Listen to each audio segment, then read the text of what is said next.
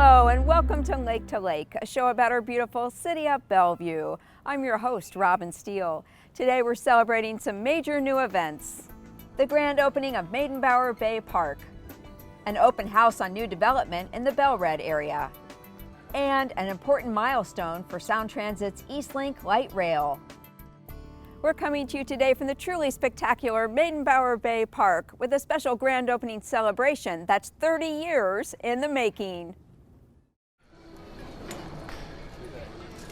What we're doing today is celebrating transforming the waterfront from private to public so that everybody in the town can come down and enjoy the water and enjoy the views. Bellevue has two really great lakes, Lake Washington and Lake Sammamish, but we really don't have a lot of public access points. So this becomes a public access point at really the place that is the densest urban core that we have. It's that connection of people to water and to what it means to be a city. In the mid-1990s, when we were looking across the bay, it became very clear to us that it was really going to be important to connect Meydenbauer Beach Park, which was a 5-acre beach park we owned at the time, with the marinas and then eventually the downtown park. And we thought that was a really great long-term vision. It took a lot of people who had a vision, and a vision that could endure. And lots of people over literally generations to be able to see the difference that could make and be able to stick with it and have the persistence and the tenacity to see it through.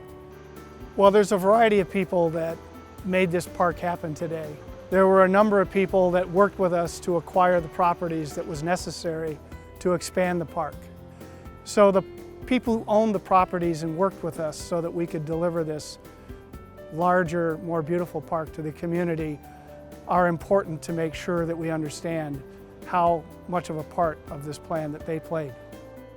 Working through this, all you see is drawings and renderings and ideas and things, and to see it actually come in place and real is just really exciting.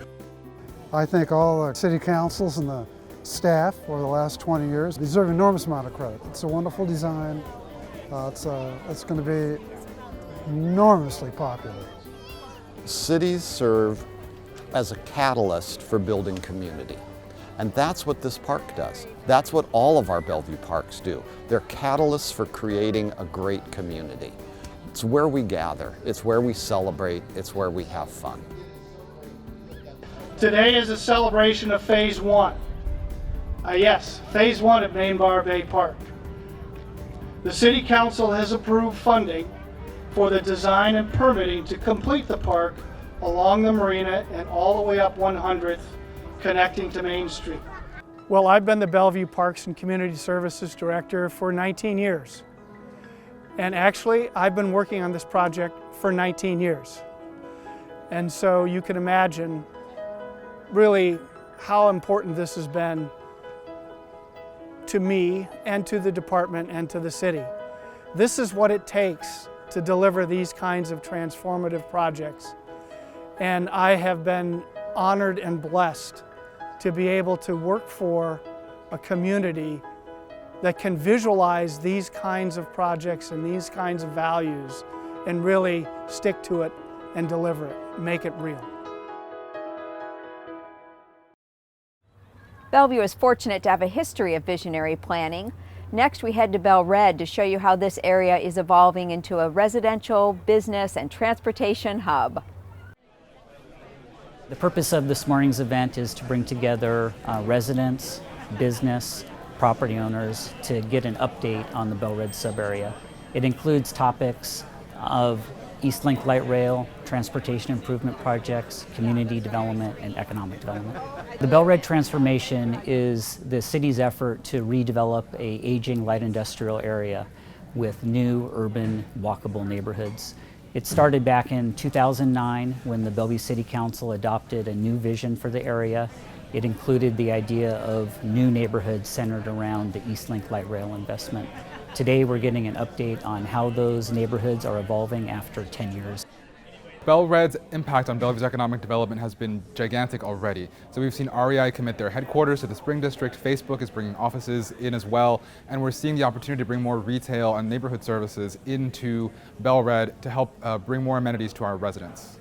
Bel-Red is bringing in an entirely new mix of residential options for our residents. So we're bringing in more multifamily, townhouses, and it's providing an opportunity for more people to live in the neighborhood and age in their neighborhood. For existing businesses in Bel-Red, of course, the transformation at the moment is a little bit difficult. You know, being in a construction zone is never fun, but they're looking forward to the end result. They're looking forward to seeing more opportunities for their customers to come in, a variety of new people to be living in the neighborhood, to be able to frequent their businesses.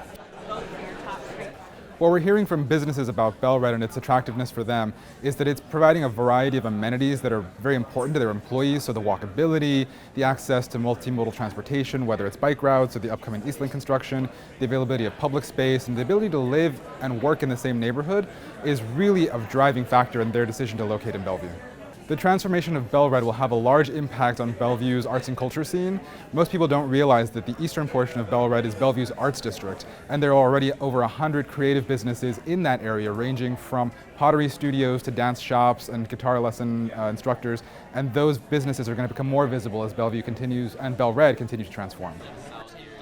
It's very satisfying as a city planner to be able to work on the visioning with the community, the adoption of the policies and code, and actually seeing those efforts turn into real new neighborhoods that we can come out and meet people who actually live here, go to school here, and work here, and continue to engage the community on the evolution of the Bel-Red area. Next, we mark a major milestone with 50% completion of Eastlink Light Rail. The Blue Line, we're pleased to announce, is now 50% complete. You're going to have between 40,000 and 50,000 passengers riding the Blue Line to and from work or wherever they want to go right on this bridge. When service begins in 2023, it'll just take 10 traffic-free minutes to travel from downtown Bellevue to the Redmond Technology Center, and only 20 minutes to get from downtown Bellevue to the International District Chinatown Station. There is a lot of federal involvement in this project, some $80 million in grants and $1.3 billion in TIFIA loans. That was critical to moving this project along, but no entity was more critical than the collaborators we had with the community, the City of Bellevue, the Sound Transit Board, and taxpayers throughout the Sound Transit region. This is a really, really exciting day to be standing up here. As a resident of that part of Bellevue who works in Seattle, I've been crossing this construction line for a couple years now, and to watch it grow up out of the ground, sometimes it looked like it was increasing in size on a daily basis, has been incredibly exciting. There were many, many local government electeds, staff.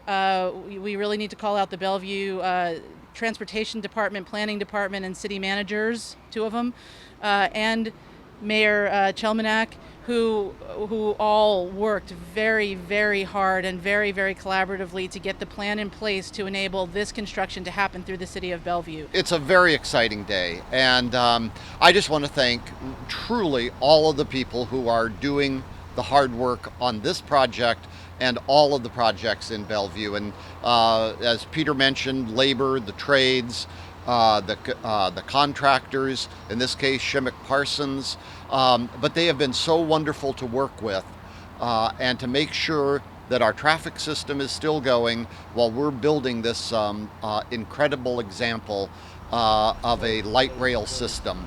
To see it come true is really a dream come true and a transformative moment for the city. Now that spring is finally here, there are lots of great events to get us outdoors and active. Here are a few fun upcoming events. On Saturday, April 20th from 11 a.m. to 1:30 p.m., celebrate Bellevue's 28th year as a Tree City USA at the Arbor Day Earth Day Family Festival at Lewis Creek Park. Enjoy free family activities including eco-demonstrations at various stations, prize drawings, and a community tree planting ceremony at 11:30 a.m. For more information, call 425-452-4195. On April 27th from 11 a.m. to 4 p.m., attend the Kelsey Creek Farm Sheep Sharing event at Kelsey Creek Farm Park. See the sheep being shorn of their winter coats, spinning demonstrations, tractor rides, pony rides, and more. Admission is free and the cost varies for some activities. For more information, call 425-452-7688. Also on April 27th, come to Family Discovery Series Spring into Nature from 2 to 3 p.m. at Mercer Slough Environmental Education Center. Bring children ages 5 to 10 to learn about some of the many creatures that are emerging from their long winter's nap in search of food and friends. The cost is free. Pre-registration is required. For more information and to register, email mseec@bellevuewa.gov or call 425-452-2565. And April 28th, come to the Northwest Perennial Alliance Spring Plant Sale from 9 a.m. to 3 p.m. at the Bellevue Botanical Garden. Admission is free and the cost of plants will vary. For more information, visit northwestperennialalliance.org. Thank you for joining us today. We hope you enjoyed our show featuring some of the reasons Bellevue is the city where you want to be. If you have feedback or questions for us, please email us anytime at btv@bellevuewa.gov. Also, be sure to subscribe to our YouTube channel to keep up with our latest video content. I'm Robin Steele. Thanks for watching Lake to Lake.